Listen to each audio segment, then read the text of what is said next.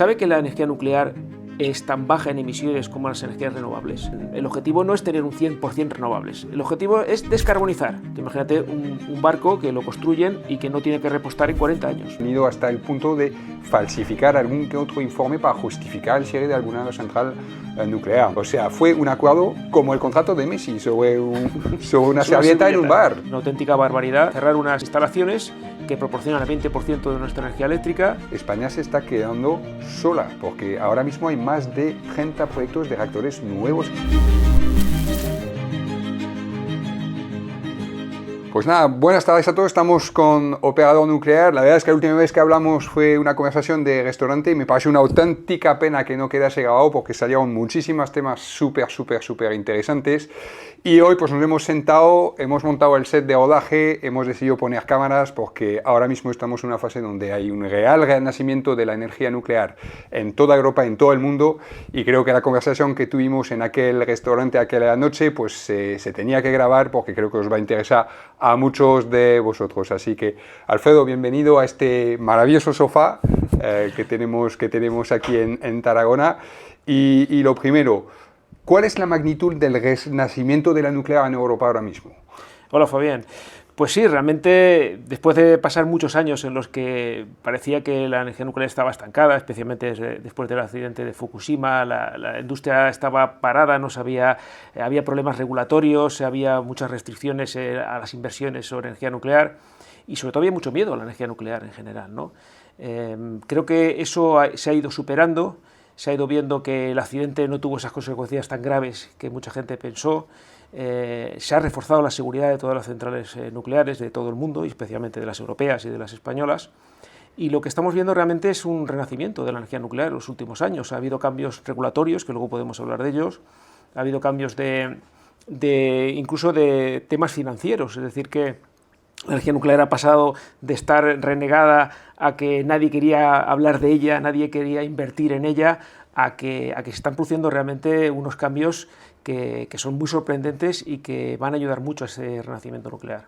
Sí, y hay un punto más, es que también la guerra en Ucrania ha tirado de la manta y ha dejado al descubierto nuestra dependencia al gas en general y al gas ruso en particular, ¿no? Entonces, eso a nivel de coste de producción y a nivel de contaminación medioambiental, pues yo creo que la opinión pública también se ha dado cuenta de que depender mucho del gas cuando tenemos una otra solución pilotable de producción de energía, que podría ser la nuclear, donde el control geopolítico y donde el control económico de la solución de producción de electricidad puede ser mucho más controlable para un país por sí mismo, pues ha hecho que la opinión pública vuelva a estar a favor de la nuclear, ¿no? Sí, es que además el tema del gas es una cosa que ya se sabía, es decir, que cuando se empezó a ocurrir el aumento del precio del gas, que fue antes de la invasión incluso, ¿no? Estamos hablando del 21, otoño del 21 empezó a subir el precio del gas en Europa y en España también especialmente. Ya se veía que había un problema con el gas, eso ya lo sabíamos todos desde hacía mucho tiempo, y con la invasión de Ucrania y las amenazas del corte de suministro a Alemania y al resto de Europa, se hizo patente, ¿no?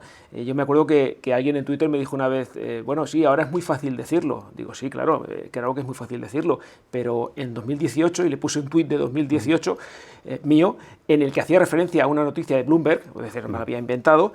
Todos sabíamos, los que estábamos un poco informados, sabíamos que la dependencia del gas que tenía Alemania le iba a jugar una mala pasada en algún momento. Nadie sabía que iba a producirse una guerra, desgraciadamente, como ha ocurrido, pero sí sabíamos que en cualquier momento se podía cortar el grifo.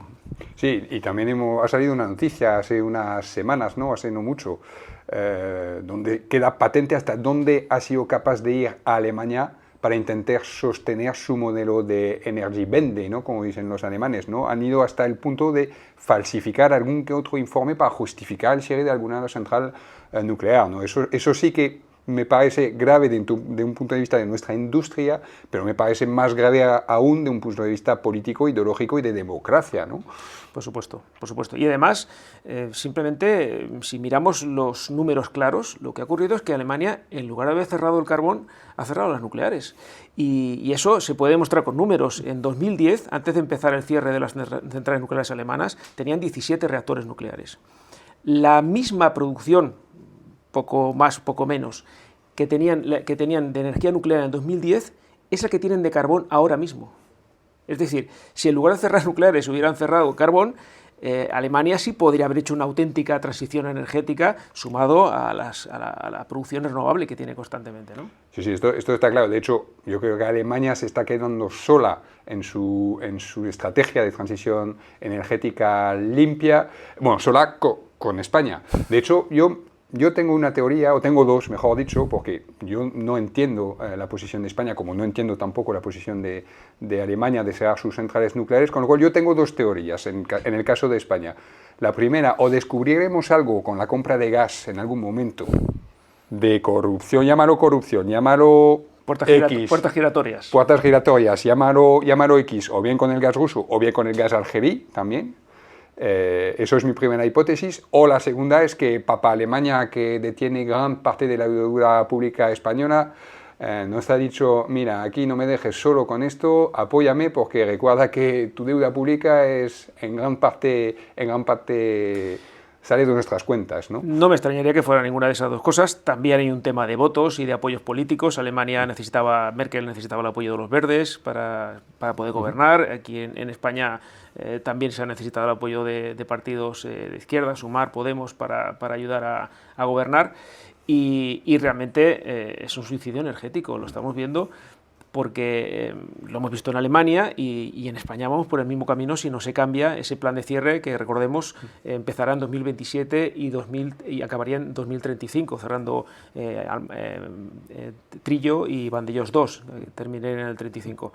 Una auténtica barbaridad cerrar unas instalaciones que proporcionan el 20% de nuestra energía eléctrica de forma prácticamente constante durante todo el año, independientemente de las condiciones meteorológicas, llueva o no llueva, haga sol o viento o no lo haga, y al mismo tiempo aportando estabilidad a la red eléctrica, que creo que es algo importantísimo y que, bueno, los que tenemos conocimientos de redes eléctricas sabemos que la red eléctrica necesita estabilidad, necesita una frecuencia constante de 50 hercios, ¿no? Estos cambios bruscos que se producen por variaciones en la producción renovable hay que intentar compensarlo de alguna manera, y la mejor manera es con grandes generadores eléctricos que ayudan a mantener esa estabilidad. Sí, ahí también hay un falso mito, ¿no? Del tema de no, las nucleares no se pueden adaptar, no pueden modular su potencia. Que se lo digan a un francés, ¿no? Lo que debe decir, que se lo diga a un francés, ¿no? Y encima que se lo diga a un francés con el parque actual. Pero es que tengo entendido que el EPR, que es la nueva generación de centrales nucleares francesas, yo creo que tiene unas rampas de subidas y bajadas en el Tourmalet. 60 megavatios por minuto. Las que más, ¿no? En la actualidad, ¿no? Sí. Entonces ese falso mito no ayuda tampoco. El doble de lo que mueven los reactores que hacen regulación, cambios rápidos de carga en Francia, son 30 megavatios por minuto, pues eso es el doble, 60. Pues el doble, o sea, sí, es una barbaridad. Es bestial la velocidad a la que se puede adaptar, ¿no? Y volviendo un poco a la política, cuando hablabas del apoyo de los verdes que necesitó Merkel en su movimiento, en Francia, que éramos una potencia nuclear y que lo estamos volviendo a ser otra vez, también en su momento los socialistas necesitaron el apoyo de los verdes, y fue cuando el señor Hollande aprobó ese plan de reducir la nuclear al 50% del 50 al 25% del mix energético en Francia, lo que ocasionó el cierre de Fessenheim. Y ahí también el año pasado hubo una comisión parlamentaria donde abiertamente la primera ministra de aquel momento de Energía en Francia dijo abiertamente que eso fue un acuerdo puramente político, que ni habían estudiado impactos sociales, impactos industriales, impactos sobre el coste de la energía, impactos ecológicos, que era ecologista ella.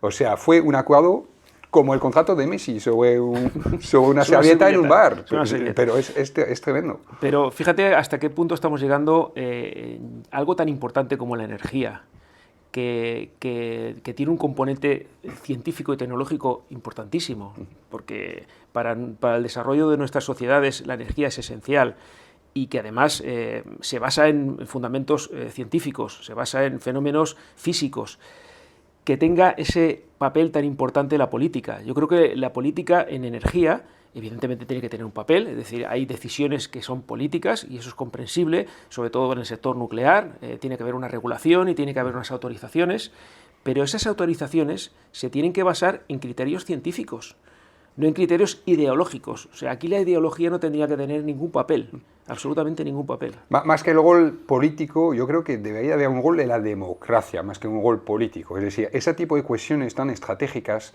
tan impactantes sobre la opinión pública o por la opinión pública, tendrían que estar sometidas a referéndum. Sí. Y a partir de ahí, pues normalmente en una sociedad bien desarrollada, el dato mata al relato.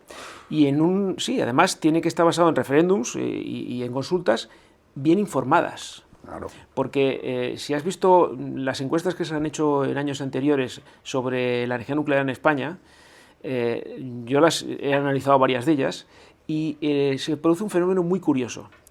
A las personas que les preguntas si están a favor o en contra de la energía nuclear, les preguntaban, pues vale, pues está a favor o en contra. Y muchas personas, de hecho más de la mitad, decían, estoy en contra de la energía nuclear.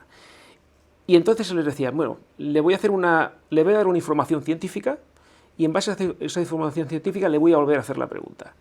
¿Sabe que la energía nuclear es tan baja en emisiones como las energías renovables? Y eso no lo dice el entrevistador, lo dice la ciencia y se puede demostrar. Ah, no, eso no lo sabía. Y ahora vuelvo a repetir la pregunta. ¿Está a favor o en contra de la energía nuclear? Pues algunas de esas personas, pero estoy hablando de que el 5, el 10, el 15% decían que ahora sí que estaban a favor de la energía nuclear. Solo con ese dato. ¿Sabes yo dónde lo veo mucho esto? Cuando hacemos divulgación en los colegios. Obviamente llegas ahí y obviamente el 80-90% de los niños pues te escupen lo que han oído en casa. Oh, muy peligrosa la nuclear, ¿qué hacemos con los residuos? Y te puedo asegurar que después de una hora de charla, el 80% de los críos cambia de opinión. Cambia de opinión. Es que volvemos a lo mismo, el dato mata el relato. Cuando, por ejemplo, le damos el dato de exposición a las radiaciones, cuando les ponemos un ejemplo tan tonto y dice, oye, es que ¿sabes que una azafata de vuelo está 10 veces más expuesta que un trabajador de la industria nuclear y de una central nuclear a las radiaciones ionizantes? Y que la azafata recibe una dosis que es segura desde el punto de vista radiológico, epidemiológico, no aumenta su riesgo respecto a una persona que no es azafata, ¿no? O piloto. Pero realmente lo que tú dices, hace falta información, hace falta divulgación. Yo siempre he pensado, y es una cosa que la llevo arraigada desde que empecé a divulgar, yo no quiero convencer a nadie, y mucho menos a los políticos, porque a los políticos se les convence con cargos y con puestos y algunos con dinero, y a muchos. No, yo no quiero convencer, yo lo que quiero es informar, quiero divulgar. Y que la gente consulte eso que le he explicado, que busque las fuentes, que las contraste, que pregunte sus dudas y que vea que no lo estoy mintiendo, que simplemente le estoy dando argumentos científicos, ¿no? Y en base a todo eso, que tome una decisión, ¿no? Sí, y lo curioso de esto es que una vez pasado ese punto de, ok, le he perdido miedo a la tecnología, o no hay sentido, o no hay razón para tenerle miedo a ese tipo de tecnología, la gente detrás descubre una industria donde hay muchísimo puesto de trabajo, de muchísimo valor, que se necesita muchísimo talento, que se necesita o aporta un desarrollo social súper internacional, y dice, joder, es que encima ganamos en todos los ámbitos, ¿no? En el ámbito de la energía, porque tenemos una energía limpia, sostenible, pilotable y encima muy competitiva, y por otro también esto genera empleo, fijaos, encima suele ser en zonas remotas, donde normalmente no se instalan grandes empresas, entonces la gente empieza a ver ese cambalache de que, jolín, es que igual con esa energía ganamos realmente en muchos más planos que el solo energético, ¿no? Y ahora pues es cuando les empiezas a hablar de que no, pero es que en Europa España se está quedando sola, porque ahora mismo hay más de 30 proyectos de reactores nuevos en toda Europa, es que es alucinante. Francia va a ser al menos 6 y probablemente 14, Reino Unido otros 4, Polonia está ya contratando 6 con opción de 8, con opción de 14, sí. Hemos visto hace no mucho República Checa que había pedido un solo reactor y ahora dice que son 4. Sí, dijo primero 1, luego hablaron de 2 y ahora el nuevo gobierno ya habla de 4. E incluso han triplicado la financiación para un consorcio público-privado, están hablando de 14.000 millones de euros para esa financiación. Es decir, y estamos hablando de un país como Países Bajos, que es un país relativamente pequeño, con un consumo relativamente pequeño, no es nada comparable con Francia o con España, ¿no? No, y aparte que encima es curioso porque es un país que está bajo el nivel del mar. O sea, si ponemos una central nuclear por debajo del nivel, estamos chavos, ¿no? Obviamente se hagan los estudios pertinentes y obviamente será totalmente segura, ¿no? Pero resulta el caso de Holanda muy curioso también por su geografía, ¿no? Italia también. Sí. Italia ahora con con Meloni al frente, quiere volver a la nuclear, porque sabe perfectamente que es un factor de competitividad. Con los 30 reactores nuevos mínimo que va a haber en Europa, que Italia va a apostar por ello también. Meloni ha dicho abiertamente que quiere reactores nucleares porque entiende que es un factor de competitividad tremendo para Italia, que es un país súper industrializado y encima con industrias de gran consumo energético. Pero estamos hablando de 30 reactores y solo estamos hablando de la tecnología actual de reactores. Si empezamos a hablar de pequeños reactores modulares, ahí se dispara el número de proyectos enormemente. Eso sí va a ser una gran revolución, ¿no? Porque de hecho Italia apuesta en principio por pequeños reactores modulares, pero el caso paradigmático en ese caso es Polonia, ¿no? Porque aparte de los reactores grandes que has comentado, ya tiene un preacuerdo firmado con Hitachi, General Electric Hitachi, de 24 pequeños reactores modulares BWR, de agua en ebullición.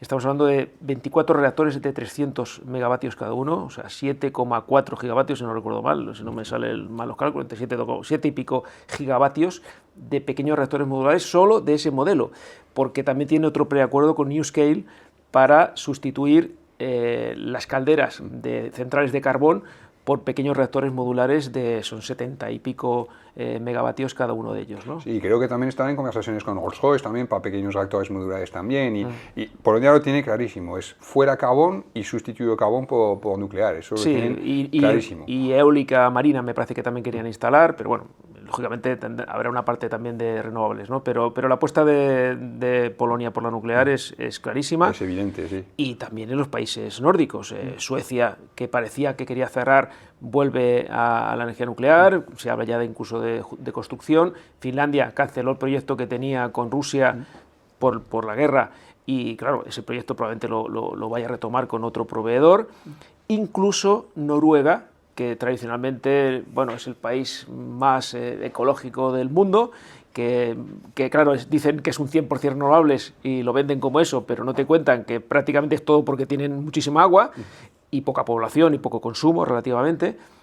Hasta Noruega está hablando ya de construir pequeños reactores modulares. Ya tienen una empresa que está desarrollando, está buscando emplazamientos para construir pequeños reactores modulares. No, y el caso de Suecia es súper curioso porque, aunque no tenían planes de construir nuevos reactores, ya era un país muy descarbonizado, o sea, de los más descarbonizados de Europa. Sí. Y ahora el lujo que se pueden permitir, porque tienen capital, es invertir en nuclear, no solo para descarbonizar aún más su mix, sino también para ayudar a sus vecinos más pequeños, Letonia, Estonia y Lituania, entre otros, a poder descarbonizar su mix, porque son países que obviamente no tienen la capacidad de inversión para invertir en una planta nuclear y que en este caso pues Suecia va a ayudar, por un lado, obviamente de un punto de vista medioambiental, a que esos pequeños países vecinos suyos con el Tratado de Interconexión Europeo pues a descarbonizarse también y obviamente hagan negocio con ello, eso está claro, porque no hay que olvidar una cosa. Pese a quien le pese, seguimos estando en una sociedad mayoritariamente capitalista y si la energía nuclear no fuese competitiva y no fuese rentable, sería una energía que se abandonaría, ¿no? que se quedaría en desuso. A mí me hace gracia muchas veces porque, claro, como que se mezcla la ideología mucho con todo esto, pues hay quien dice que la energía nuclear debería ser pública, como es en Francia, y lo defiende desde un punto de vista de izquierdas, ¿no? Francia pues no siempre es de izquierdas, ¿no? No. Ahora últimamente no mucho, y sin embargo tiene EDF es pública, ¿no? Y sin embargo, pues otros países que apuestan por un modelo totalmente privado, ¿no? Al final, lo público y lo privado muchas veces se mezclan, ¿no? Aquí en España, por ejemplo, las empresas eléctricas son públicas, antes son privadas, antes fueron públicas, algunas de ellas, pero ahora son todas privadas. Sin embargo, hemos tenido primas a las renovables que todavía se están pagando con dinero público, con dinero de los clientes a través de nuestra factura eléctrica, ¿no? Y parece que eso escuece menos, ¿no? Cuando se habla mucho de ¿qué queremos? ¿Descarbonizar o reverdecer, ¿no? O sea, ¿cuál es el objetivo, no? Yo siempre digo que no debemos confundir el fin con los medios. Las energías renovables son una excelente herramienta, pero no deben ser un fin en sí mismo, salvo que te dediques a vender renovables. Pero para la sociedad el objetivo no es tener un 100% renovables. El objetivo es descarbonizar de la forma más sostenible, de la forma más limpia posible, más económica posible, y si para eso te vale con un 100% renovable, de acuerdo, pero no debe ser nunca el fin. De hecho, es curioso porque hay un chico francés, un ingeniero francés, que se llama Jean-Marc Jancovici, que es el que inventó el cálculo de la huella de carbono, lo inventó él. En una comisión parlamentaria está diciendo que los paneles solares tienen un saldo de carbono positivo. Es decir, porque se fabrican en China con una energía que es mayoritariamente en base a producción de centrales de carbón, una vez que llegan a Europa, le sumas el carbono del transporte por barco también, con petróleo de por medio, pues incluso en toda su vida útil, lo que resta no compensa lo que ha sumado en su país de origen para su fabricación y para su transporte. O está al equilibrio, pero justico. Lo que pasa es que es una cosa que ha ido progresando, ¿eh? Es decir, esto hace unos años era así. Yo los cálculos que he visto es que ya sí que el saldo neto es de que ahorras emisiones, ¿no? Pero claro, evidentemente, para cualquier energía tienes que considerar qué has utilizado, ¿no? Qué medios has utilizado, ¿no? Según el IPCC, sí que las emisiones, por ejemplo, de la energía solar fotovoltaica son muy bajas, pero son 4 veces superiores a las de la energía nuclear o la energía eólica, por ejemplo, ¿no? Estamos hablando de 12 gramos por kilovatio hora producido, por megavatio hora producido, perdón, y frente a 48 en el carbón, perdón, en los paneles solares fotovoltaicos, ¿no? Es decir, son 4 veces más. Básicamente por un motivo, porque necesitas muchos más materiales para producir la misma energía. Es decir, la densidad energética que tiene la energía nuclear no es comparable con la energía solar, por ejemplo.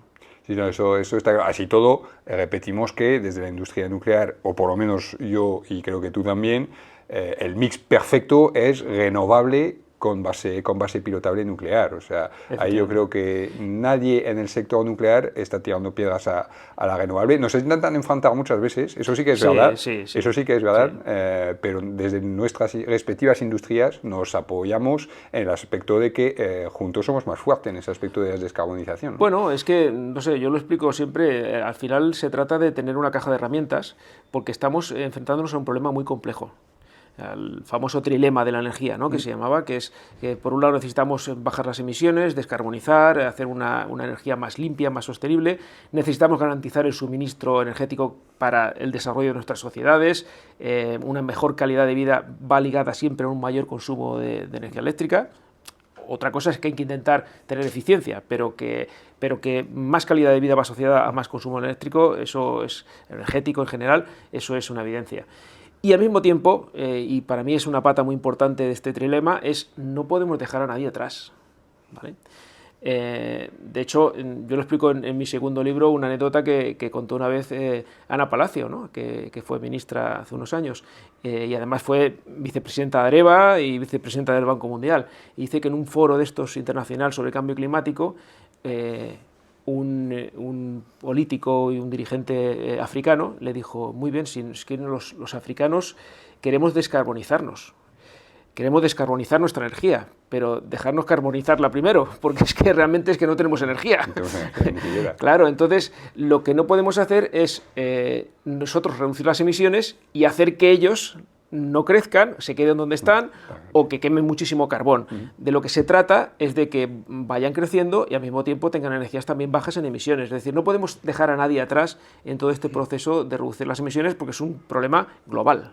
Eso está claro, y encima es que la producción de energía creo que es el 30 o el 33% de las emisiones globales, o sea que tenemos un tercio de las emisiones que son de la producción de electricidad, tenemos una solución que es el mix renovable más nuclear, apliquémoslo, intentemos ya de primeras solucionar los problemas que sabemos que tienen solución, claro, y que funcionan. Ya veremos después la marina mercante, qué hacemos con ella, ya veremos con los aviones qué hacemos con ella, si vamos al hidrógeno, si vamos a otra cosa, pero en el caso de la producción de energía es un tercio de las emisiones y ya hay una solución demostrada, probada, que funciona desde los años 70, que podemos aplicar ya. Lo único que falta es capital, ganas y avanzar en ese aspecto, ¿no? Y para volver a África, pues también, como hemos hablado de SMRs, el continente africano va a ser un país muy interesante para los SMRs, porque aparte del hecho de que el capital necesario para ese tipo de actores va a ser mucho más pequeño, la inversión inicial, como su potencia también, lo interesante es que en África hay una demografía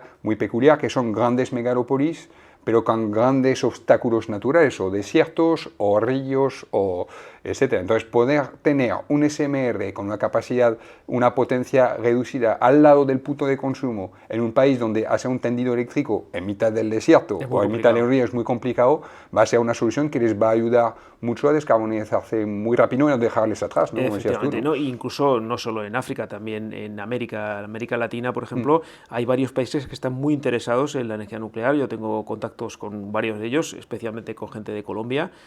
Colombia es un país que tiene hidroeléctrica, pero también tiene zonas muy aisladas y que están quemando gasoil. Tiene un generador diésel en el pueblo o una pequeña caldera de gas, ¿no? Y esta gente pues está replanteando también el tema de la energía nuclear. De hecho, lo primero que están haciendo, están construyendo la casa como se tiene que hacer, por los cimientos. No tienen una ley nuclear, por ejemplo, ¿no? Entonces, en julio me han dicho que la van a tener, ¿no? Pues sí, parece que las últimas noticias dicen que está ya en camino, ¿no?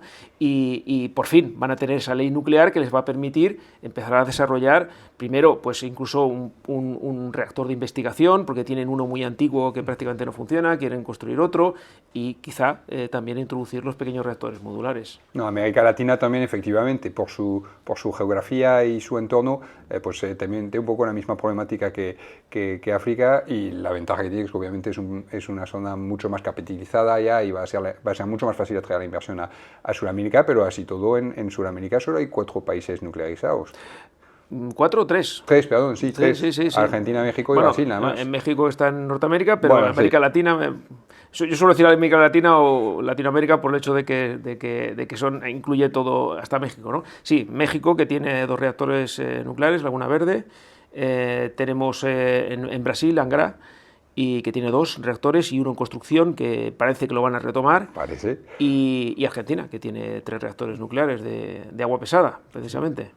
Sí, y Argentina también, que va a construir un reactor más. Y me vas a decir, oye, Argentina, con la situación económica que tienen, pues ahí van a pedir ayuda a los chinos, pero sí que hay voluntad tenían un preacuerdo, no sé si ha avanzado el tema o se ha estancado, porque la ventaja del negocio que está haciendo China, que creo que es muy interesante, bueno, China de lo que no tiene problemas es de dinero, entonces puede permitirse el lujo de hacer lo que está haciendo, que es por ejemplo, financiar el 85% de la inversión. Claro, hay países que no tienen la capacidad de hacer una inversión tan grande en un reactor nuclear, pero si te financian el 85%, pues ya la cosa cambia bastante, ¿no? No, cambia mucho. Y luego a devolver, lógicamente, es una financiación, es un préstamo, ¿no? Pero eso, bueno, es una de las estrategias que está utilizando China, la está utilizando también para África.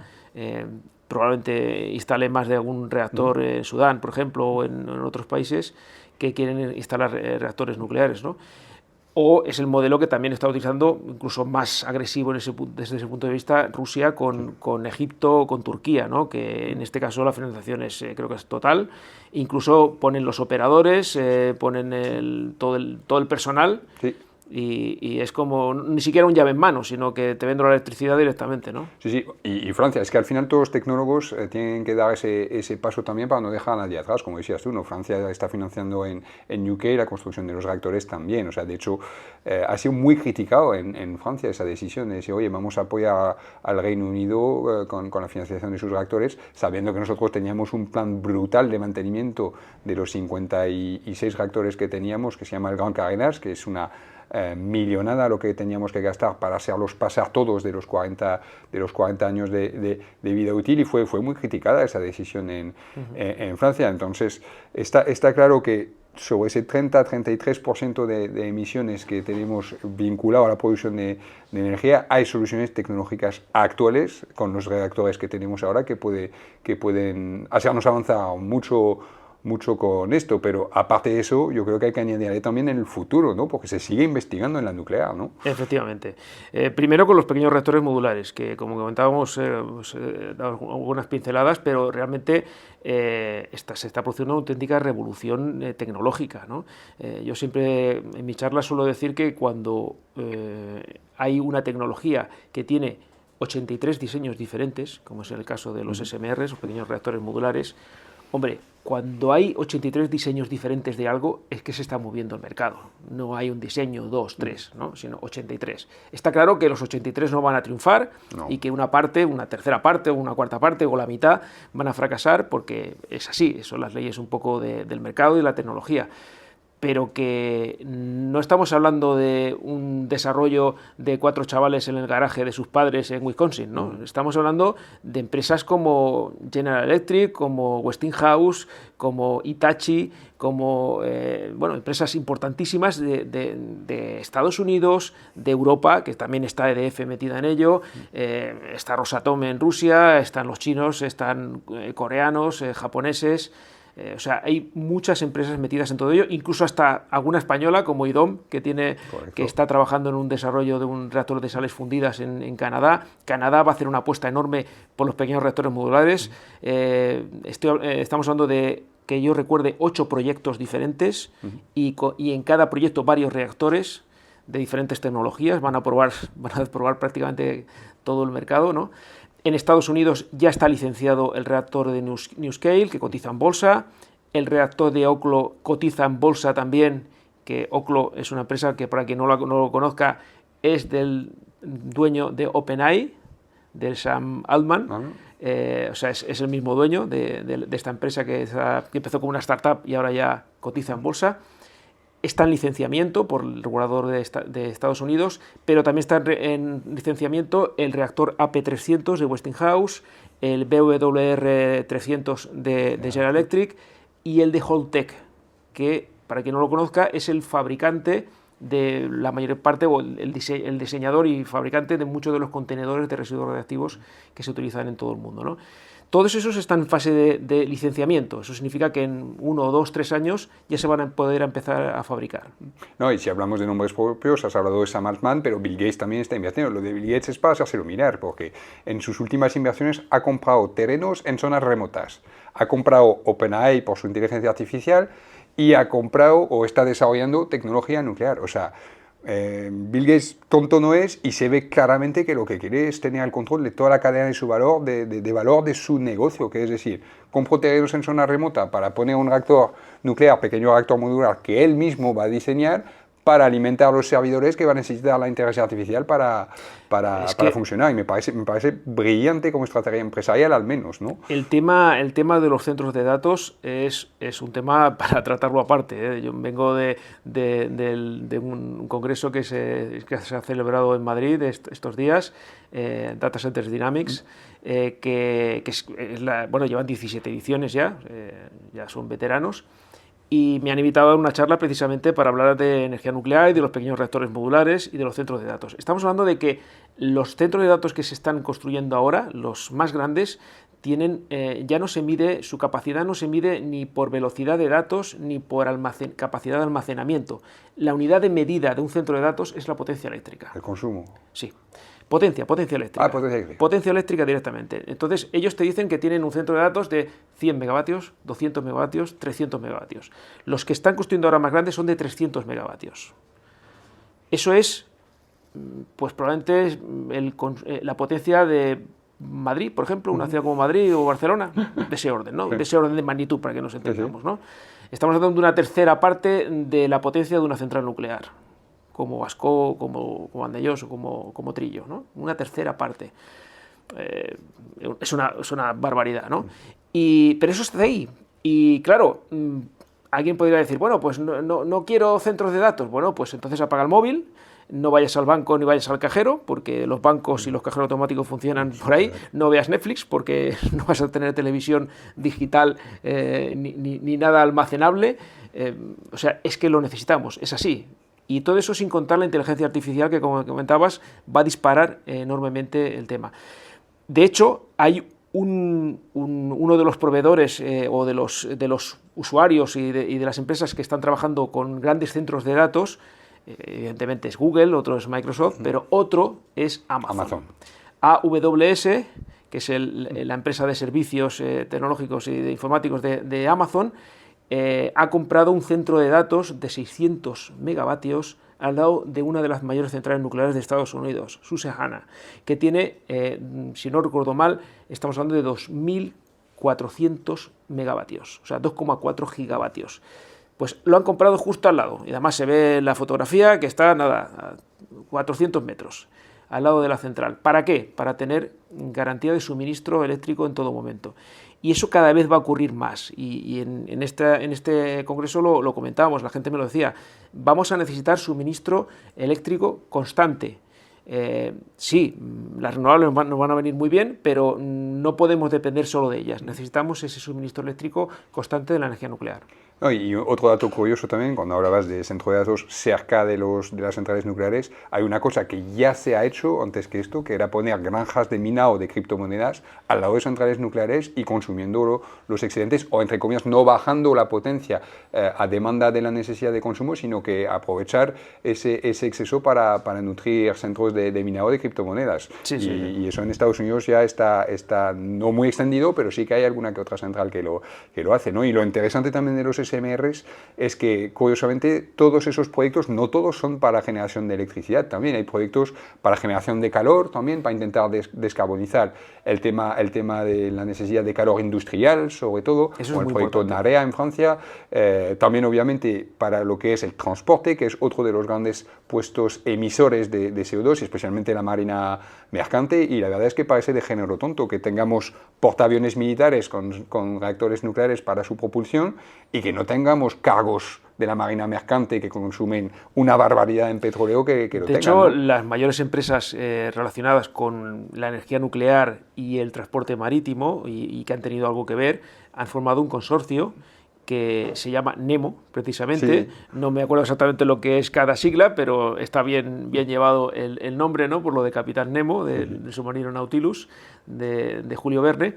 Y ese consorcio que se ha fundado hace unos días, la sede va a estar en Londres y va a trabajar en el desarrollo de la propulsión nuclear marina comercial, porque desde el punto de vista tecnológico no representa ningún reto, es decir, esa tecnología ya existe, son reactores, ahora son de tercera generación, pero son de segunda, tercera generación, como bien decías, submarinos, portaaviones, pero rompehielos. Rusia tiene una flota de 8 o 9 rompehielos y hace mucho tiempo que funcionan y sin incidencias.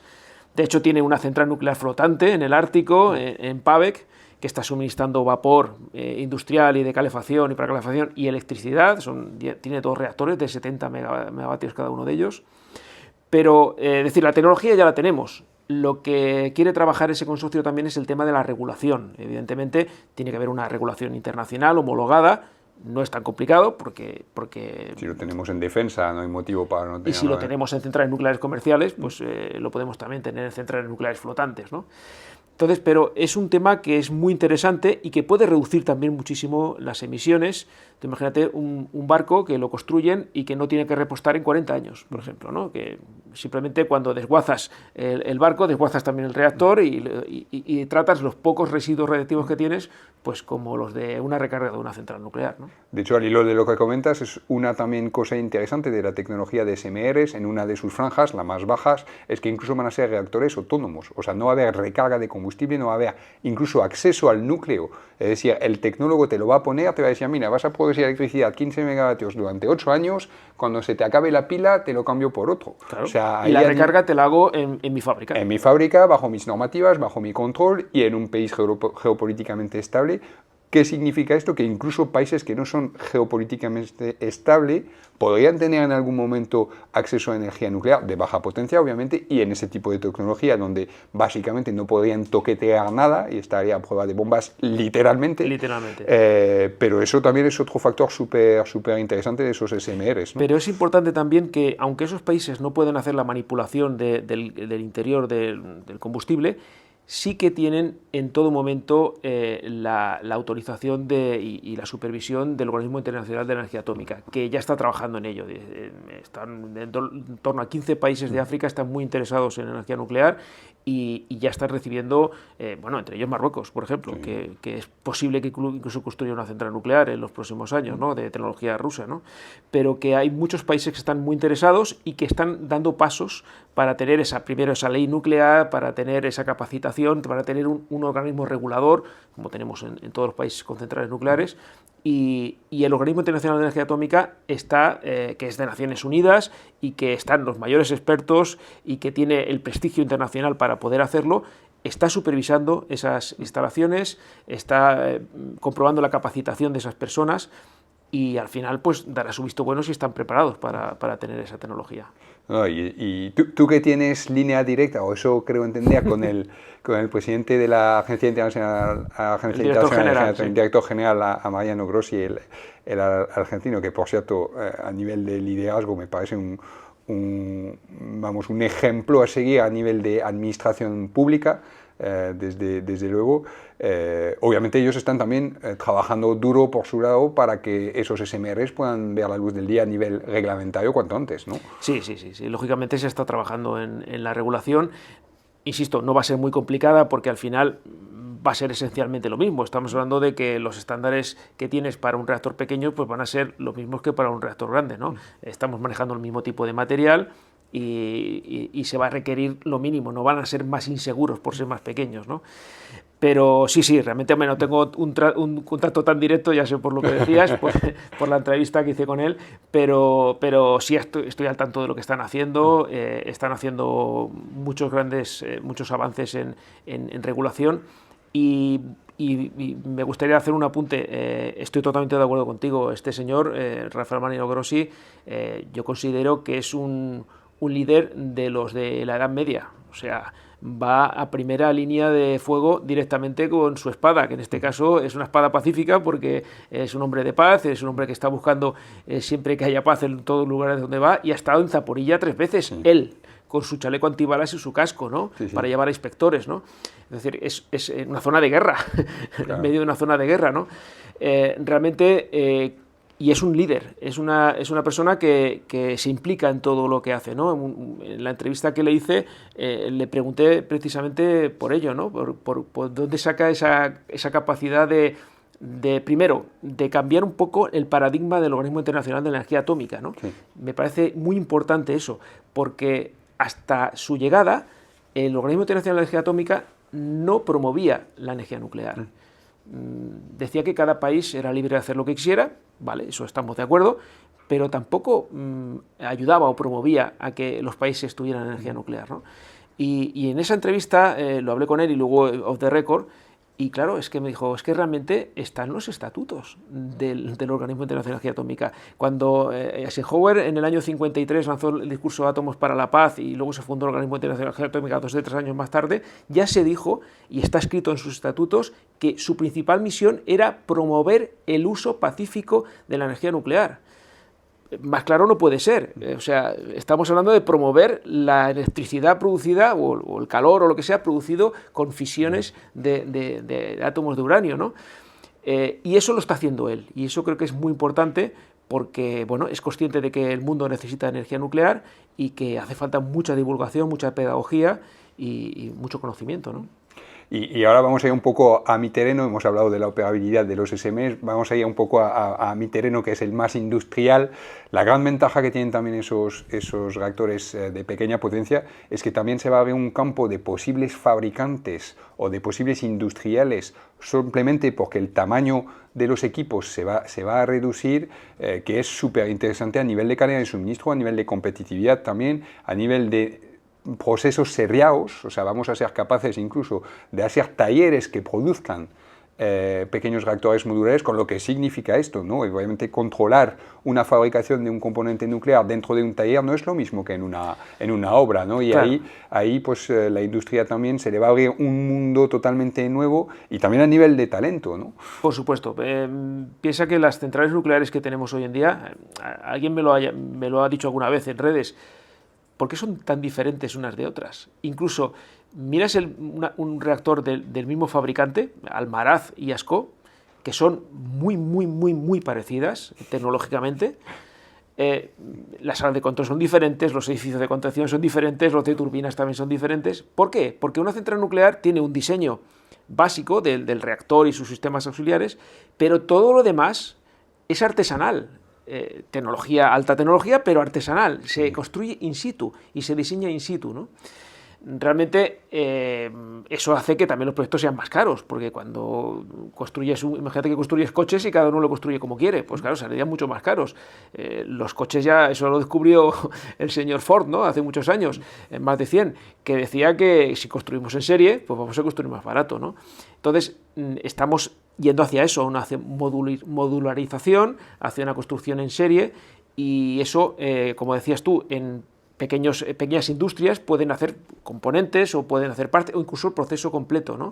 Puedes construir una central nuclear en una fábrica relativamente pequeña, pero es una central nuclear completa. Sí, sí, y de hecho es muy curioso el paralelismo que haces con la automoción, porque ahora mismo nosotros una gran demanda que tenemos de proveedores son proveedores que quieren salirse de la automoción para entrar en la nuclear, a la vista justamente de ese tipo de proyectos SMRs, donde ven que probablemente haya componentes que se van a seriar de un tamaño que sean aceptable para ellos y para sus talleres y para sus capacidades, y ahora mismo tenemos desde hace 3 o 4 meses, especialmente en España, en las zonas donde hay mucha industria de la automoción, Valladolid, Barcelona con la Nissan, la zona de Galicia con el grupo Stellantis, que antiguamente era PSA, pues nos llega cada día más interés de empresas de la industria de automoción. Dicen, no, yo quiero sustituir mi panel de clientes de la automoción por empresas nucleares, no por clientes nucleares, ¿no?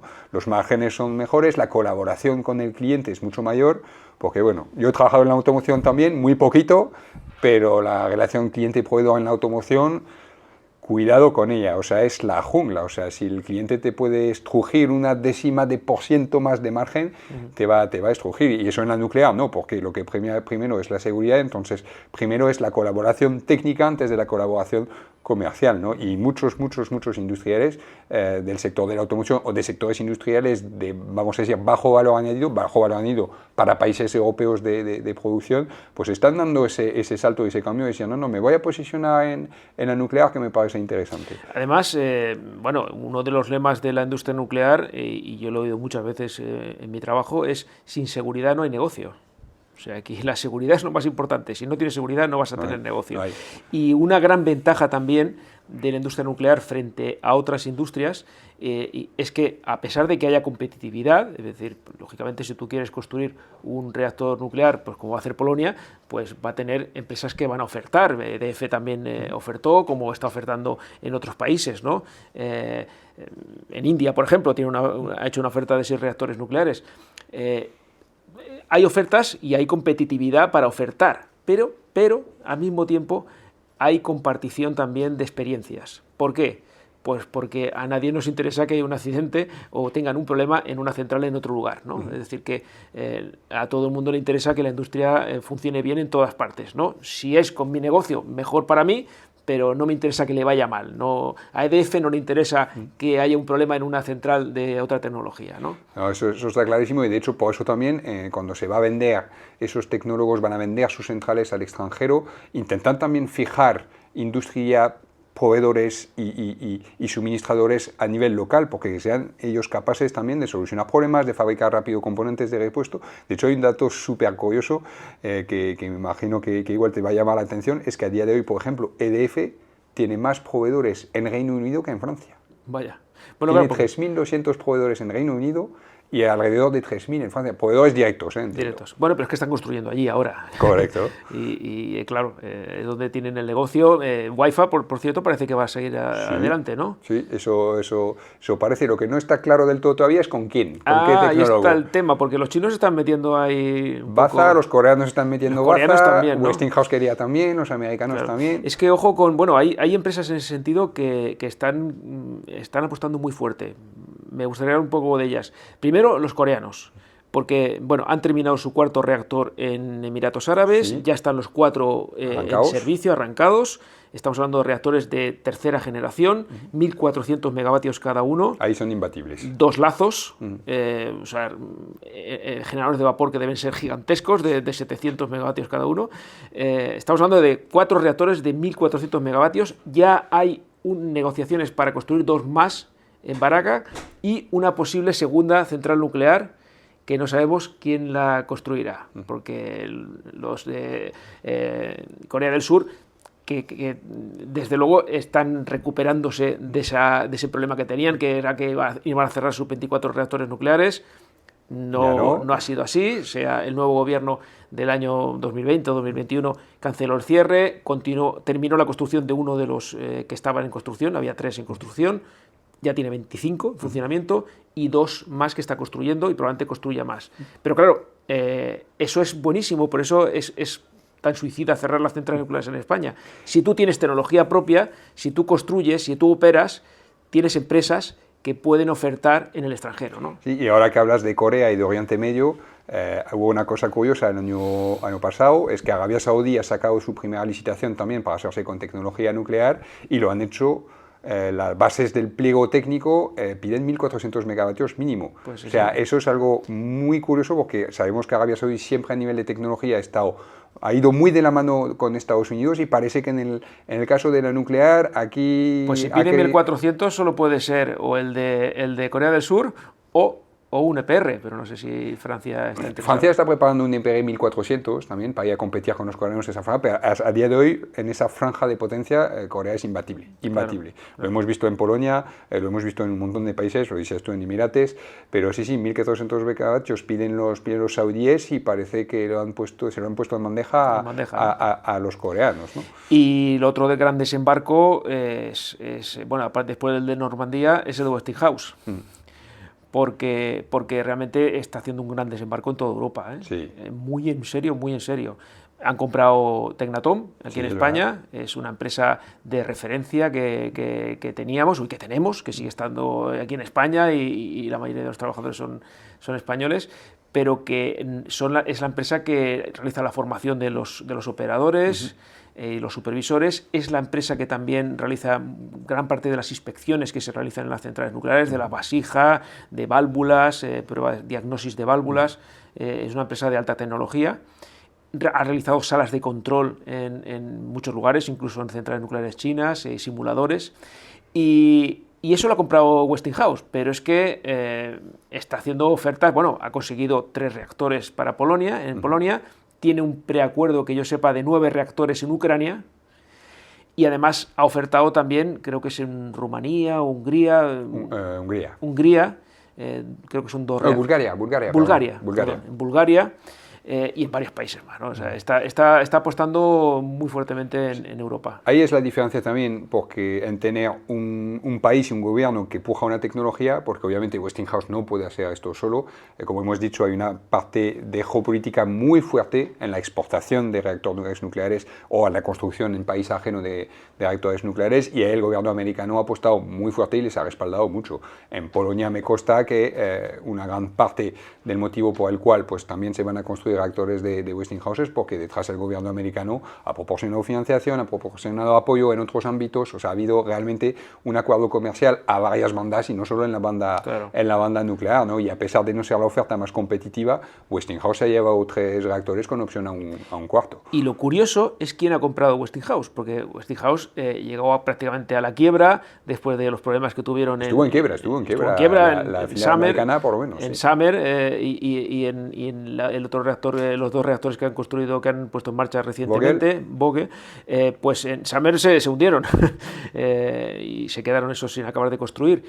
Pero recientemente, el año pasado, la noticia es que Westinghouse fue comprada al 50% por Cameco, que es el productor de Canadá de uranio, y un fondo de inversión en renovables también canadiense, que es muy curioso. O sea, ese dato yo creo que la gente no lo ha pensado. O sea, que un fondo de inversión en renovables compre a Westinghouse, que es una de las empresas más importantes de la historia de la energía nuclear. Si no la que más. Por lo menos quizá la más conocida. Y que lo diga un francés, fíjate, ¿eh? Sí, bueno, porque además es que la tecnología de los reactores franceses está inspirada en la tecnología de Westinghouse. Sí. Es decir, que un fondo de inversión, repito, de renovables compre la mitad de Westinghouse es un mensaje muy claro de hacia dónde va esto. Y a nosotros nos consta también, a nuestra escala. El año pasado tuvimos un pequeño acercamiento con un fondo de inversión y nos decían que ya tenían controlado y entendían el mercado de las renovables, especialmente de la fotovoltaica aquí en España, y que su siguiente tarea pendiente era entender el mecanismo de capitalización y de inversión en el sector nuclear, porque era el siguiente gran sector energético donde se querían meter. Y no solo grandes inversionistas, estamos hablando de family office, de inversionistas más pequeños, agrupaciones de inversionistas incluso, donde hicieron algún que otro campo solar, ahora quieren ver cómo pueden entrar en el sector de la energía nuclear. Y volviendo a Estados Unidos y un poco ligándolo con los SMRs, también me parece muy interesante esos 280 gigavatios de centrales de carbón que tiene Estados Unidos, que dice el gobierno de Estados Unidos, el Departamento de Energía, el famoso DOE, Departamento de Energía, dice que el 82% de esas centrales de carbón son reconvertibles a nuclear, con pequeños reactores modulares. Estamos hablando de que el 82% de 280 gigavatios, que es una barbaridad, convertido a nuclear. O sea, eso sí que es reverdecer. O sea, eso sí que es quitar carbón para poner uranio, cuyos residuos están concentrados, están almacenados, son muy pequeños comparado con el carbón que está emitiendo sus dióxido de carbono y toda la porquería que suelta en la combustión, que lo está emitiendo a la atmósfera. Eso es puede ser una gran revolución. Los pequeños reactores modulares van a servir para eso también, para descarbonizar, y también van a servir, como decías tú, por ejemplo, procesos industriales. Hay muchas empresas interesadas en procesos, en suministro de vapor a temperaturas de 800, 900, 1000 grados, y eso es muy difícil de conseguir con otra tecnología que no sea quemando algo, ¿no? Bueno, pues también se puede hacer con pequeños reactores modulares. Bueno, Alfredo, ya llevamos un buen rato hablando, no sé, la verdad es que no sé, se me ha pasado el tiempo volando, no sé cuánto tiempo llevamos, pero creo que ya va a ser tiempo de empezar a cerrar esta conversación que ha sido bestial y súper enriquecedora.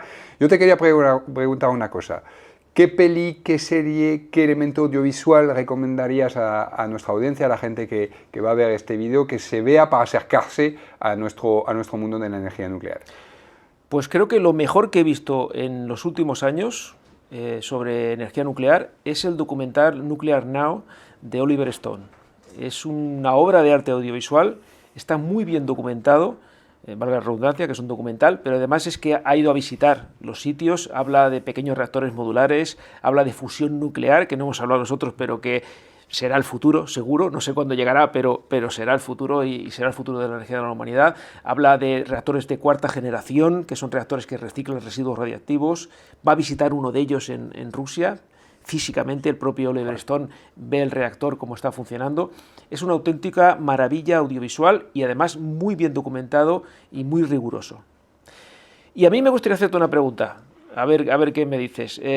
A ver, ¿qué libro recomendarías tú sobre energía nuclear? Hombre, esta es súper fácil, Mira, te voy a decir, uno que regalamos en nuestras formaciones, uno que se llama, a ver, que no se me olvide, La energía nuclear salvará el mundo, puede ser, de un tal operador nuclear, no sé quién es. Me suena.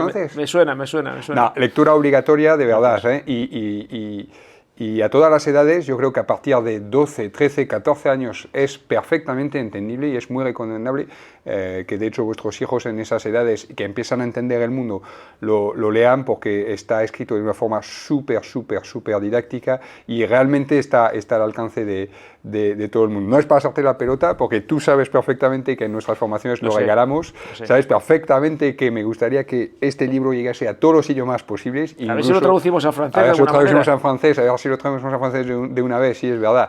Y sinceramente, pues es una muy buena primera lectura para acercarse a nuestro sector. Muchas gracias, Fabién. Y nada, igual tienes una palabra final para cerrar este episodio del podcast. Pues sí, la verdad es que muchas gracias por haber escuchado este diálogo entre Fabién y un servidor. Espero que os haya gustado y, Fabién, ha sido un auténtico placer charlar contigo. Placer compartido, la verdad es que cada vez que hablamos juntos salen cosas y seguimos argumentando cosas encima distintas, o sea, siempre súper enriquecedor y muy agradecido, de verdad.